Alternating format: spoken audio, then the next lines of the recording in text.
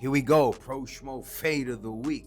Listen, if you're tuning in for the first time, really all we do, ideally, is take anyone's lock of the week and apply our machine learning AI system to it and fade the pick or lock in, right? Ideally, it started with Jacob from We Want Picks, and we continue to apply our machine learning system to it. You can find it at proschmobets.com or these videos here on YouTube.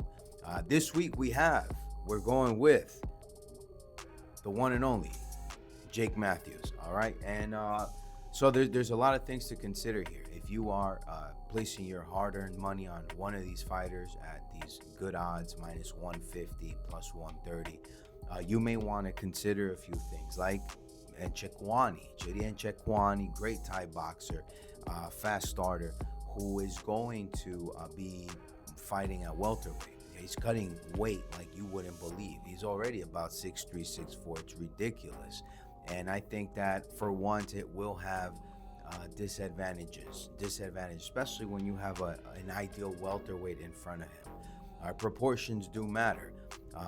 And Chidi, despite him being so effective with his range, he throws all his strikes and makes his length and power known to his opponents.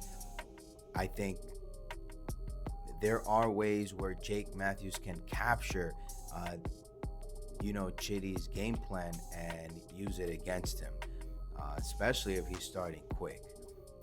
Jake Matthews, is a good grappler. He has takedowns. He's got a good double leg, single leg.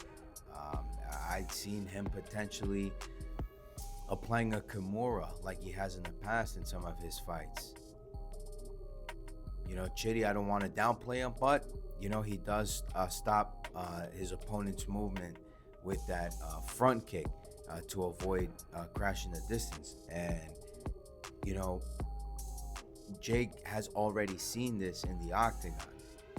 And that's why I don't see how it could even be effective.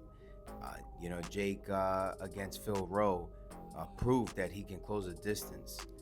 He can counter strike and close the distance. With a guy like Chidi standing upright, especially as he exits, his chin in the air as he's moving back.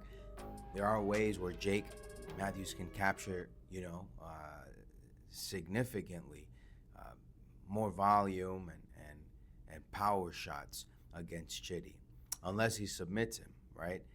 So you can also consider here another take where Jake Matthews holds the advantage here, in that Gilbert Burns has said that the hardest puncher he's ever faced was Michael Morales. So if he's faced off with Michael Morales and Jake Matthews faced off with Michael Morales and he didn't get finished, what does that tell you about Jake Matthews now entering his prime? All right, so plus 130 on the money line. We are fading Chidi Nchekwani. We are locking in the system. All right, all systems go is literally green on Jacob's Lock of the Week this week. You heard it here first.